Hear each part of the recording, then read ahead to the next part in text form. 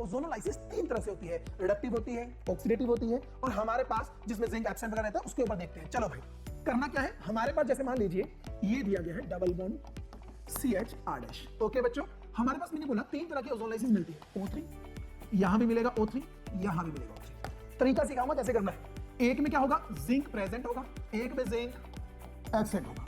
देखो दोनों में, एक में प्रेजेंट और एक में एब्सेंट, और एक में डाला जाएगा लिथियम एल्यूमिनियम हाइड्राइड या फिर सोडियम बोरोहाइड्राइड रिड्यूसिंग एजेंट डाला गया। करना क्या है, दिमाग को लगा नहीं, बोलो है भी नहीं सर, ठीक है। करना क्या है, जब भी तुम्हें O3 दिख गया तो कुछ नहीं सोचना, जितने मल्टीपल बॉन्ड होते हैं उनको तोड़ना है। दो बॉन्ड तोड़ने, ट्रिपल बॉन्ड होता तब भी दो ही तोड़ने, उसके बाद देखेंगे क्या करना। जैसे ही बॉन्ड तोड़ो दोनों तरफ O लगा दो। ध्यान से देखोगे तो तुम लोगों को ऑटोमेटिकली स्पीशीज या एल्डिहाइड या कीटोन ग्रुप मिल जाएंगे।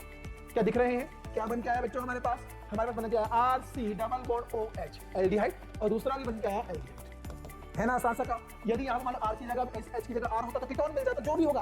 तुमने लाइन लगाई, दोनों तरफ डबल बॉन्ड लगाया, कहानी खत्म। चाहे एल्डिहाइड बने चाहे कीटोन में, जो बन गया वो अपना होगा। ओके बच्चों, लेकिन ध्यान रखना यदि जिंक प्रेजेंट है तो यही बना दो, जो तोड़ने के बाद तुमने बनाया वही रहने दिया। लेकिन जब हमारे पास क्या होगा, जिंक एब्सेंट होगा, जिंक प्रेजेंट नहीं होगा, तो ध्यान रखना यदि लाइन लगाने के बाद डबल बॉन्ड लगाने पर एल्डिहाइड बने हो, क्या बने हो एल्डिहाइड, तो वो एसिड में बदल देने हैं। क्या बोला, जिंक एब्सेंट में वो एसिड में बदल देने हैं। लेकिन यदि आपके पास क्या हो बच्चों, कीटोन हो, तो कीटोन रहता है, कीटोन की ऑक्सीडेशन डिफिकल्ट होती है। अब देखो तोड़ने पे एल्डिहाइड बने थे, तो ऑब्वियस सी बात है एल्डिहाइड तो आगे ऑक्सीडाइज होगा जिनकी एक्सेस के अंदर, तो मेरे पास क्या बनेगा RC double bond OH plus R-C double bond OH, ये फिक्स है। एल्डिहाइड है तो एसिड में जाएगा ही जाएगा, कीटोन होता तो वही रहता। लेकिन जब लिथियम एल्यूमिनियम हाइड्राइड या सोडियम बोरोहाइड्राइड है तो कुछ नहीं करना, जो भी एल्डिहाइड कीटोन बनेगा उसकी रिडक्शन कर दो। रिडक्शन मतलब एक H इधर एक H इधर, तो क्या बनेगा RCH था, इधर भी OH आ गया, एक H यहां लगा दिया तो अल्कोहल बन गया। वही काम दूसरे के साथ भी करना है, R-CH2OH, कहानी खत्म। मतलब जिंक प्रेजेंट हो तो एल्डिहाइड कीटोन बनते हैं, यहां दोनों एल्डिहाइड बने।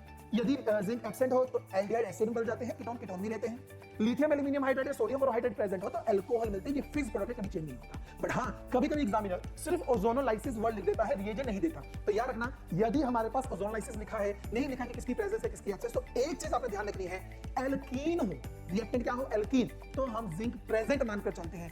यदि एल्काइन हो तो जिंक हम एब्सेंट मानकर चलते हैं। Is it clear? ये फिक्स रख लो अपने दिमाग के अंदर। एक की पॉइंट चलते और बताऊंगा आप लोगों को, वो क्या है कि आप लोगों के पास यदि रिएक्शन में फॉर्मेल्डिहाइड बना, मतलब तोड़ा, इस R की जगह मान लो मैं H मान लेता हूं, तो फॉर्मेल्डिहाइड मिलेगा।